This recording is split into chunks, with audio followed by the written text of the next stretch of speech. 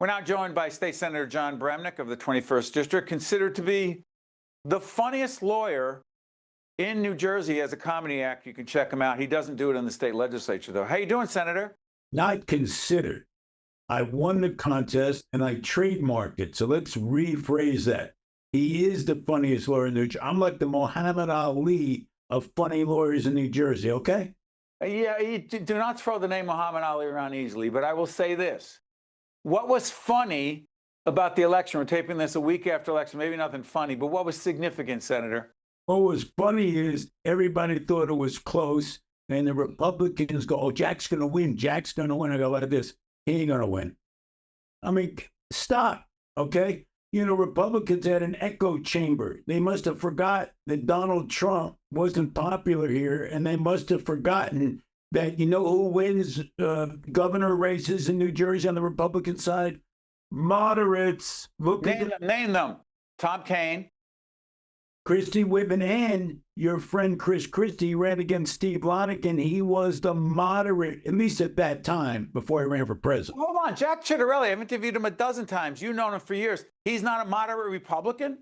Well, maybe years ago, but then President Trump said he's 100% MAGA, and he gave Trump an A, and he didn't deny he was a MAGA guy. So how are you going to win?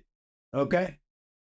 Do you think it's true that Jack Ciattarelli gave, and I don't like doing political insider garbage, but I've heard this by many sources, and I know you heard it as well, Senator, that even though Jack Ciattarelli gave Donald Trump an A, Donald Trump was peeved because he didn't get an A+ from Ciattarelli and then was upset with him. Could that possibly be true? Look, anything could be true with Donald Trump. I don't know, but that wouldn't. But you heard the same thing.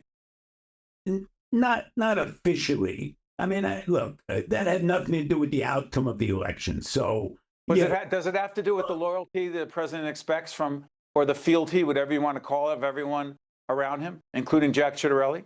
He expected that. I'm not arguing with you. I mean, that might be true. I just don't know officially, right? So.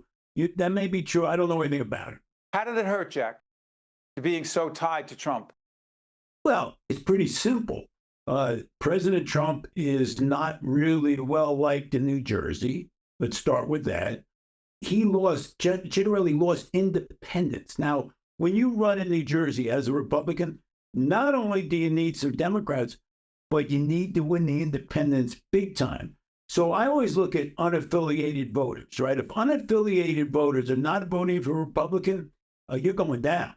So bottom line was, you know, this idea of a MAGA candidate is going to win New Jersey. I mean, that's as insane as you can get. Mikey Sherrill, new governor. Top 2 or 3 issues she faces starting on January 20th, 2026 as governor. Go ahead, Senator. Affordability. Look, she talked about it. Everybody knows that people are struggling. You know, I know people have really good salaries and they can barely make ends meet. Everyone knows that's the most important issue. Well, it's almost the most important issue. The overwhelming problems with the Republican brand is why she won so well.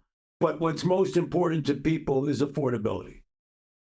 Connected to another issue we're involved in, the graphic will come up. It'll say Start Strong NJ. It's part of a public awareness effort we're involved in around childcare.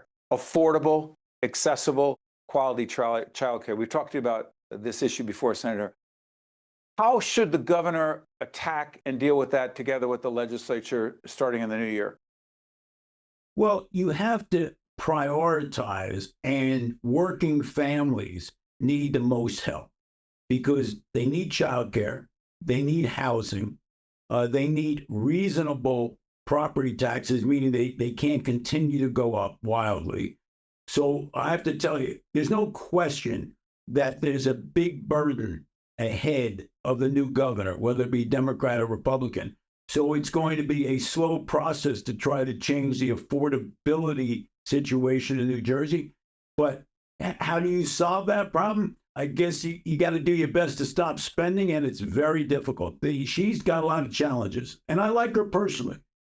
So let me ask you, you and Senator Joe Cryan have been out there on a civility campaign, if you will, talking at college campuses around the need for civility. Help us understand, Senator, why demonizing those who disagree with you, calling them your enemy.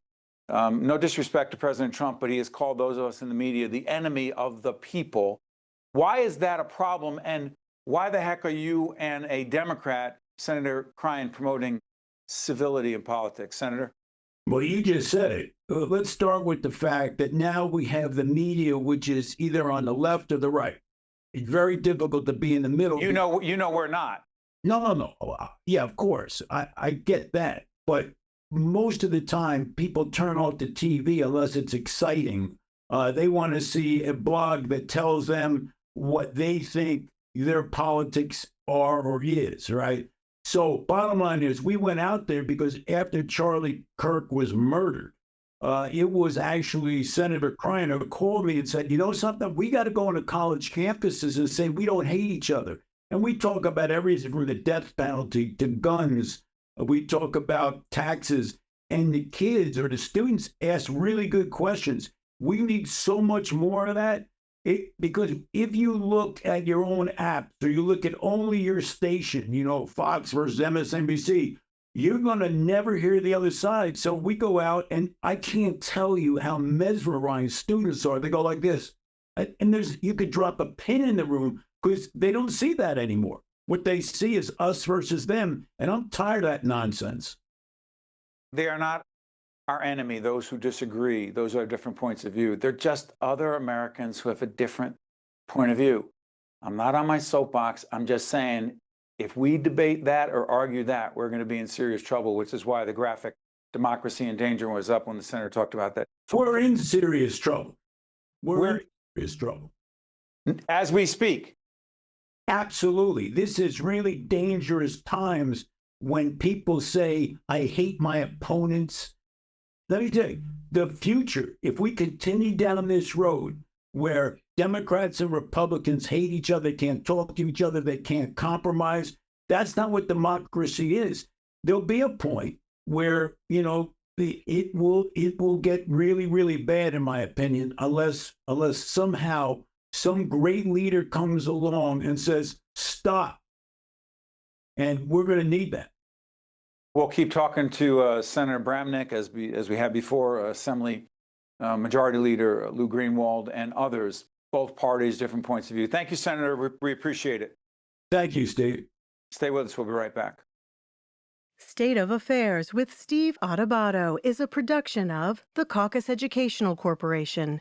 Funding has been provided by South Jersey Industries, IBEW Local 102, the Turrell Fund, a foundation serving children, Stockton University, New Jersey Manufacturing Extension Program, Congress Hall, a Cape Resorts property, Horizon Blue Cross Blue Shield of New Jersey, New Jersey Public Charter Schools Association, Eastern Atlantic States Regional Council of Carpenters, and by these public-spirited organizations, individuals, and associations committed to informing New Jersey citizens about the important issues facing the Garden State.